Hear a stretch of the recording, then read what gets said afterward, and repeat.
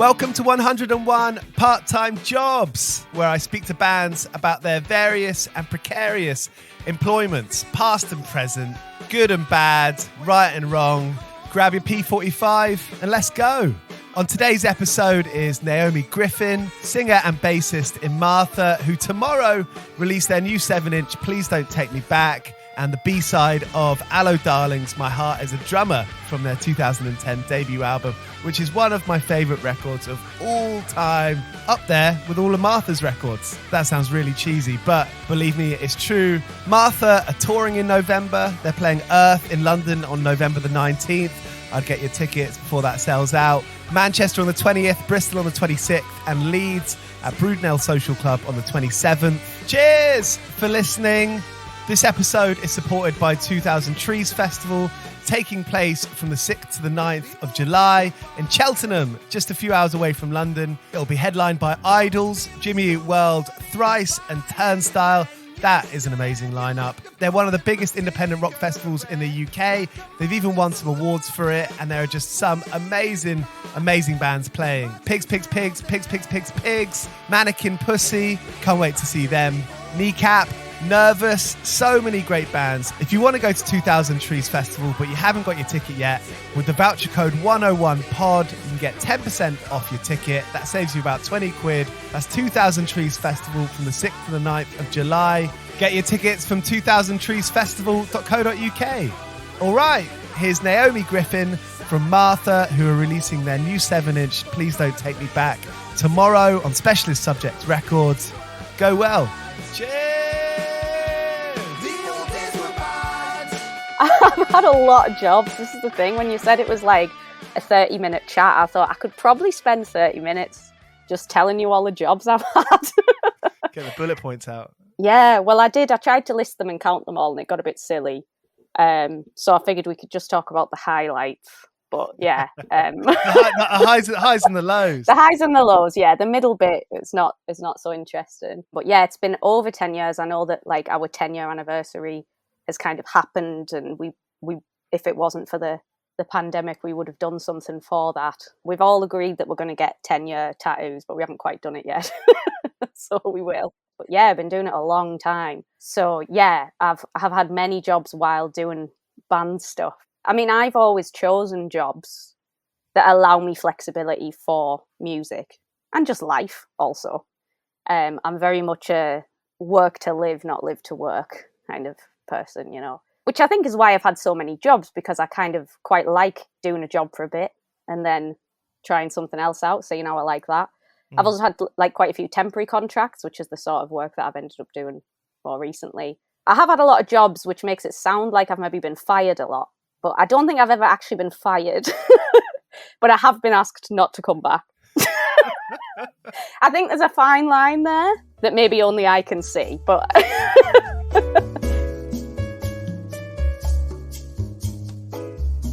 I used to work at a living museum. Are you familiar with such a thing? No. So it's a museum in County Durham. It's called Beamish. And it is set up like a town. It's set up like 1930s town. There's an area and a 1930s pit village with a mine that you can go in, and there's a 1940s area and an 1820s maybe area, but I was in the 1913 area. So my job was to like dress up and be a character living in 1913 and speak like that and act like it and have the kind of knowledge. Yeah, kinda. So it's quite hard to maintain because people do want to know stuff. So you kind of start off, I think let's call it soft first person or something. You start off kind of in character, and then you talk to them about, you know, because it would just get very annoying if you were just like, well, what is this fancy contraption about everything? So yeah, I would either be in the co-op, the haberdashery, the bank. I was a dentist sometimes. So that you'd have different outfits. So there was quite a traditional like outfit, an Edwardian lady outfit, high collar, long skirt. That was very smart that you wore if you were doing any of those kind of like official jobs. And then I had a more casual outfit for when I was basically sitting in a cottage in a pit village, and I would be kind of knitting or or making proggy mats. I don't know if you're familiar with proggy mats, but like rag rugs. No. We could talk about that all day. That's the problem. That sounds Yeah. deep. That sounds intense. It was cool, but I was kind of like a seasonal worker. I'd finished studying, and because of the band, it was like a 0 hours contract, so I was constantly asking for time. Not time off, but, you know, that kind of dodgy line where 0 hours kind of means that you're like meant to just always be available. So it got to the point, it was kind of like, yeah, we kind of want someone who's more available. So I kind of just stopped getting shifts. What were the other people that like worked there? Were there some characters who really wanted to get into the acting? Well, there was quite a lot of thespian? volunteers. So you get quite a lot of volunteers, particularly in the Masonic Hall. So a lot of the buildings there, this could just be a big ad for Beamish, couldn't it? So a lot of the buildings there were kind of taken down from different parts of County Durham and rebuilt on the site. And one of them, the buildings that was donated or acquired, I don't know, was like this big kind of fancy Masonic Hall. And so you got people who would volunteer to be in there, and because they're interested in the Masons, or they're the Masons themselves. And quality. Yeah. And like, yeah, quite a lot of retired people who would just like love Beamish and would like kind of go and hang out there. But it was very interesting to hear about all the Mason stuff, because there's some very strange history there. Did that make you think there's so much out there? There's so many kind of, well, learning about Masonry and learning about those kinds of different folks and those communities. Kind of, did that widen your perspective of what what goes on? So for me, it was really cool because it felt very like not the Masonic Hall part, but, you know, working in like a pit village and working in this place set in the history of where I'm from was really cool. I remember being really excited to be like, oh, I'm going to see like behind the scenes and see where you go around the corner. It's all like super modern. It wasn't. It was like going back to the 70s, probably, like the whole microwaves and fridges and stuff. But yeah, it felt really cool to be like connected in that way. And it was somewhere that, you know, that's where school trips would go when we were kids. And it was like, you know, it's really exciting to be working there. And it gave me flexibility until that became a problem to do like whatever band stuff we wanted to do. So it was a right laugh. And it also means I've basically, like, if anyone ever wants to go to Beamish, I'm a free tour guide, because if you want like half remembered, like vague facts about dentistry in 1913. You're going to ask them for a $5 at the end of the tour. Yeah. So yeah, that was one of the ones that great kind of, you know, March to November time, but wasn't a long lasting job. I like those ideas of those seasonal jobs. There's a donkey sanctuary down in Devon near where my family sort of relocated to. I'm familiar with the donkey sanctuary. Is it the donkey sanctuary, or? Yeah. Maybe. I'll tell you a funny story. We were on tour and we had an afternoon in Leeds, and we were like, okay, everyone like get on their phones, 7 of us, get on our phones, try and Google something that would just be nice for 4 hours rather than just sit in a car park. And someone was like, oh, there's a goat sanctuary. And we were like, sick, cool, fucking goat sanctuary. And we looked on the map and it was kind of in the studenty bits. And we were like, that's a bit strange. Yeah, well, we will go there. We've got nothing else to do. We get there and it's just a house. And obviously someone had played a prank on their friend. And then we were like, and made a Google point, you know, made a business, quote unquote. And then we were like, wait, we heard of a donkey sanctuary. Haven't heard of a goat sanctuary. Oh, they exist. Do they? Well, that brings me to another job. I used to manage an animal sanctuary. Excellent. That was a great period in my life. Very hard, you know, it's hard work, and it was, you know, I was balancing studying at the same time. But yeah, loved that. Loved working with animals. Studying veterinary. No, if only. I don't have a very scientific mind, so I did think about that for a while. I also I don't think I could be a vet. It's too much sad, difficult stuff to do. But no, studying was completely separate. I just also happened to love animals. And I learned like loads and loads about animals. I ended up bringing some of them home, as you do. A couple of them are still with me. Basically, through that job working at the animal sanctuary, I was taught how to kind of look after wild birds.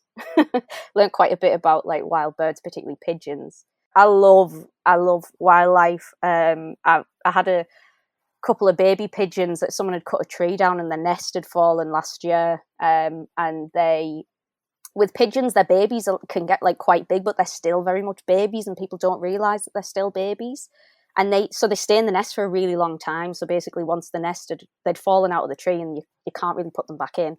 So yeah, I was looking after them last summer, and it's such a privilege. Yeah, it was for about 2 months, and then they were released by a local rescue, which was it really is a privilege. Your heart just swell. Yeah, I mean, I absolutely love them. I show people pictures of them, and that a lot of people don't think baby pigeons are the most attractive animals in the world, but I think they're very, very cute. So I'd be like, "Oh, I've got some baby pigeons," and they'd be like, "Oh, wow, have you got any pictures?" And I show them, and they're like, "What?" Maybe have a Google. You can tell it in someone's eyes or their smile sometimes. They're like, yeah. It's like, oh, okay. And these are nice. So how do you know if a bird is injured or unwell in some way? Yeah. Well, I guess it's just I'm not an expert by any means, so it's like when it's quite obvious, I guess, if if their posture, if their feathers are all puffed up, if their wings hanging down, like you say, if there's an obvious injury. If they're puffed up, that's the thing, is it? It can be like I wouldn't go approaching a pigeon just because it was puffed up, but I mean like a combination of lots of different things, signs of stress or something. I mean the pigeon that I found in Brighton was on the beach, and it had been like the waves were getting that pigeon, and it was not in a good way. But yeah, because basically there's a bit of a once I'd learned that and got this kind of eye for noticing wild birds, there's this feeling in the band, I think, sometimes where I'm like, we'll be walking down the street and I'm like, what's the deal with that pigeon? And they're all like, oh God, no, please, no, we don't have time for this. And it's like, oh no, it's fine. The pigeon's fine. We can carry on. We can go to the show. With the pigeons, I should just say that I don't make a habit of bothering wildlife. For the most part, I think if at all possible, leave them be. But in dire circumstances where it's clear there's something very wrong and I know, then I will intervene. So, but like we've had a pigeon just turn up outside my house last summer, just outside the front door. I saw a fella taking a photo of the front of my house, and I looked out and I was like, "What? Why are you taking a photo of my house?" And he pointed down, and there was just a pigeon there with a broken wing, and I was like, "He came to find me." Was Martha the first band you toured with? It was kind of really my first band, to be honest. I was in a band when I was in sixth form that was called Naomi Has No Friends. There was 7 of us. Ska punk? Of course. It was appropriate at the time. Stupid question. We played one gig. It was in mine and Nathan's older brother's house. And I was absolutely mortal. No memory of it. That was my only other band before that. We had one song, maybe 2, 1.5, I think. And then Nothing Till Martha. So yeah, really wild ride. So when we first started Martha, I was very, very nervous, very, very shy, and didn't kind of. At first, I wasn't going to sing. I was like, I can't sing in a band. I didn't want to sing in a band, but through my very lovely and encouraging bandmates, I managed to pluck up the courage. Started off doing a bit of backing vocals, and now I'm like, rah, rah, rah, all the time. The fact that you all sing is such a special thing. It's a great feeling to feel, some of the greatest loves of my life, their voices and my voice all kind of merging together. It is just an amazing feeling. I really love it, and I've really, really missed it. So it's nice we're actually able to kind of get together and practice a bit now. So that's nice. But yeah, I love working out harmonies and all singing together. It's the best bit, for sure, for me. Did you get into the routine of practice and emails and organising and like fucking time management? Well, Nathan, as I'm sure you know, is my older brother. And he's always been a much more organised person than me. Much, much more organised than me. So, and he still is the most organised member of the band. So in terms of the emails and that side of things, he's for sure. Him and JC much more organised than I am, certainly. But yeah, you do kind of get the hang of it. I mean, although I hadn't been in a band or a touring band, I'd put on shows for many years before I started playing shows myself, so had some understanding of what needs doing and how things work. The thing that I've always struggled to grasp, and even now, is that kind of marriage of taking something seriously that is really something that comes from your heart. That's quite an intuitive and intuitive and impulsive and fun feeling. Giving that some kind of structure and seriousness, maybe. As in a band? Yeah, taking it seriously enough and taking some kind of, not pride, but you know what I mean, being like, if we're going to do the gig, let's be good. Let's rehearse 10 times before. In the earlier days of Martha, you know, being the only woman that, I'll say in inverted commas, on the stage, I do think I felt pressure to be very good. I was concerned about me being under more of a spotlight and under more a level of critique because of that, because of sexism, you know. And it wasn't helped by earlier days comments from men like, you're actually pretty good, like, surprised, you're pretty good for a girl, even, you know, that sort of thing. So I think there was an element of like wanting to be good personally that I felt like a lot of pressure about. And so the seriousness for me in terms of playing shows, I think it became more fun over time as I started giving less of a fuck. Fluff. But yeah, I think it's you know, you want to kind of, it's fun and it's doing something fun with your friends and having a level of seriousness of like, we want to do justice. We want to do this justice, you know, and we've worked hard on this, so we want it to sound good live. We want it to sound good recorded, and we want it to sound like other bands that we love, you know, be as good as other bands that we love. Like, you know, that's part of the joy of it. So yeah, if I understood your question right. No, that totally is it, and I think that, you know, it's a bit of a get out clause for me, but you know, there's no right answer to that question, because it is like everyone's had different experiences with being like, oh shit, I've got to get a van, or no, I mean, there's so much logistical stuff, isn't there, with being in a band that is, you know, and again, we've been really lucky. I mean, JC, once he started kind of touring for work, you know, he would drive bands on tour, and got, you know, kind of a bigger van for doing that. And, you know, that worked well for Martha as well. Like, we've always kind of managed to find ways of like making things work, but the logistics of band stuff is really difficult, and ever growingly difficult as we get older.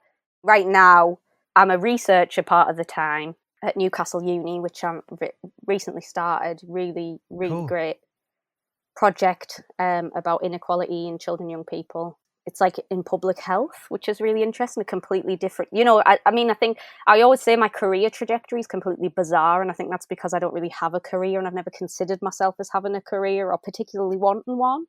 So I feel incredibly lucky to have ended up in the position I'm in now, where I'm doing research part-time, and I'm also part-time working for Pop Rex, which is a community interest company in Sunderland, set up by friends of ours. One of whom sadly passed away last summer, Dave. I don't know if you can, if I can plug other podcasts on the. Of course, yeah. But you can hear more about our relationship with Dave and what he means to us as a band, and with an interview with Nathan on Culture Fear.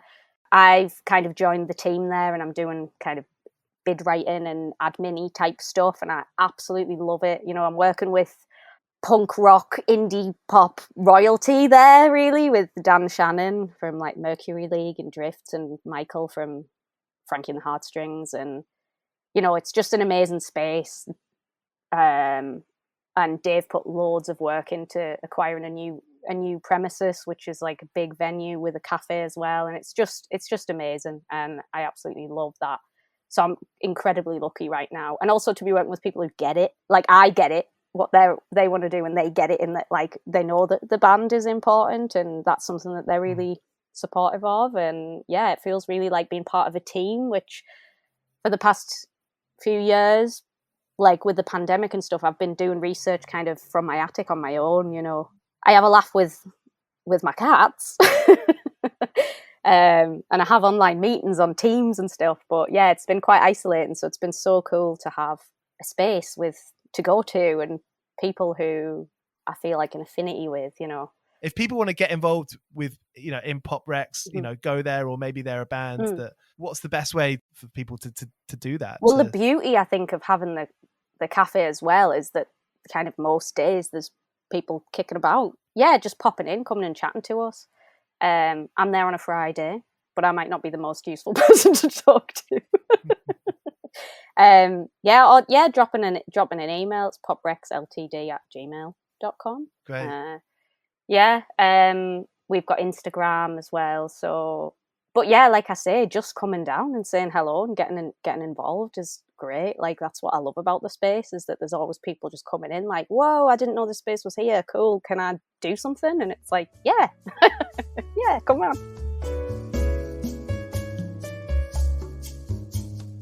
Once, right? So for a bit, I was a supply teacher.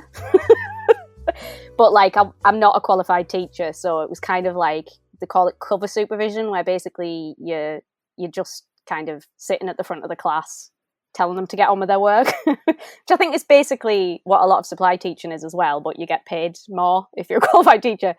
And I had to go back to my old school, which was so weird, so weird. I got to go in the staff room and I felt naughty. You know, I was about 28. I felt like really naughty being in there. And you know, and there's a very difficult, like, awkward thing about a work context and like my real life. I think of the band as like my real life, and then there's my, like, you know, where I go to work, and sometimes they happily go together and other times they don't. And and so I had this year 11 class, and I was like, oh, year 11s are going to eat me alive. They're going to be twice the size of me apart from anything else. And so I went in like tough, you know, like, that's the only way to do it, is to go in like tough and strong. So I was just like, right, guys, or whatever, right, kids, you know what you're doing. You've got your exams coming up. Get on with you. Just get on with your work. I'm here if you need me. Like, trying to be really like, yeah. And then I was like, let me know if you have any questions. And this kid at the back of the class puts their hand up. And I'm like, yeah. And he goes, Miss, are you in a band? Yes. And I just went bright red. And obviously the whole class then just was like, and I just couldn't do anything about it. It's just like, oh, it was so excruciating. That is so funny. Yeah, it was. I mean, I've gone a bit red talking about it. But yeah, because I just was like trying to be so like, yeah, I'm a serious adult. You can feel it now. Yeah. You can feel saying that you're put back in that space, standing there. Yeah. Your legs getting hot, and like your feet getting itching, fucking ready to dart it for the door and never come back. Exactly. Yeah, bless, lovely kid. Came with a few of our shows after him. Like, hi, Miss. They recognise you from Martha. Yeah. I mean, it's a small town, you know.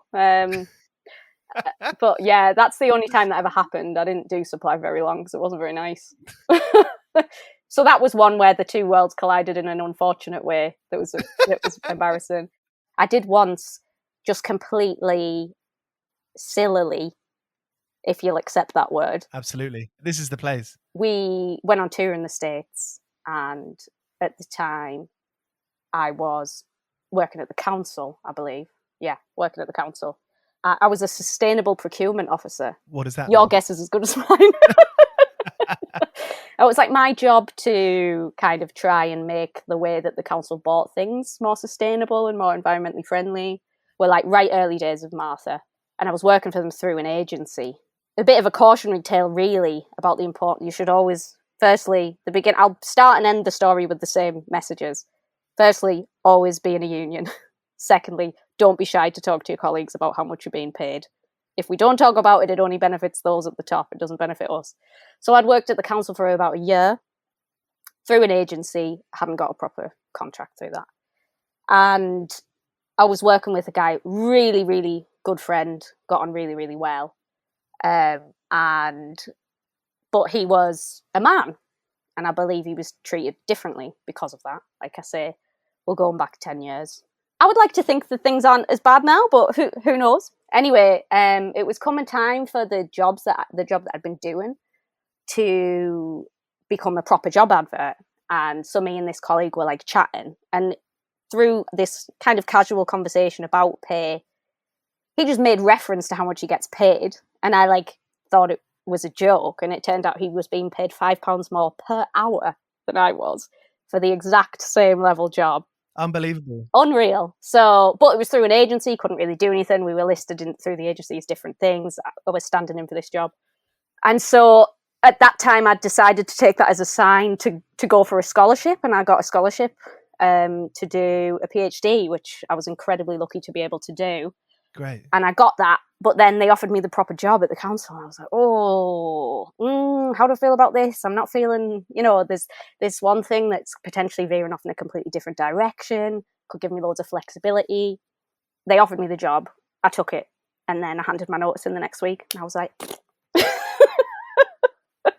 So I got like a month of proper pay where I was being paid what I should have been being paid, and then left. Yeah, there was a lot of sexism in that place, to be honest, at the time. Like many workplaces, unfortunately.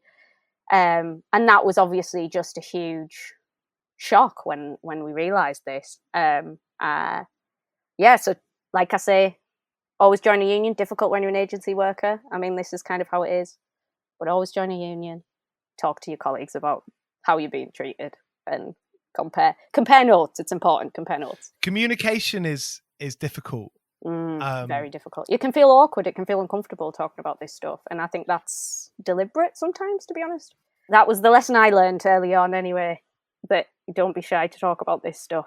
My time is being bought, and I want to feel like that's the way that it is, and I have some kind of agency or control over that, and that I have rights rather than being so grateful that I'd managed to get this job, which is how I felt as a new graduate, and I felt like I was out of my depth and all this sort of stuff. That's it. Everyone feels lucky to get. Yeah.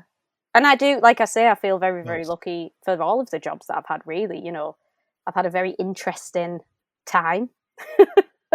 But yeah, still doesn't mean that, anyone deserves to be treated like that. So yeah.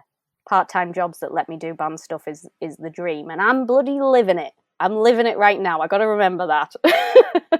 You're the figurehead of this podcast. Exactly. Yeah. Thanks so much for being up for that. This has been great. It's been a pleasure. Looking forward to that show, and hopefully maybe see you before then. Yeah. Thank you, Naomi, for coming on 100. Thanks so much for being up for it. It's very kind of you. Thank you for asking me. Honestly, it has been a pleasure. Good luck editing it. See you at the London show. Yeah. I'll be editing until then. I'll be finished editing then. So there was Naomi Griffin of Martha, their new 7-inch Please Don't Take Me Back is out tomorrow on Specialist Subjects Records from specialistsubjectsrecords.co.uk or from Martha's Bandcamp, marthadiy.bandcamp. Cheers for listening. If anyone's at Outbreak Fest this weekend, I'll see you there. Here's Sparrer.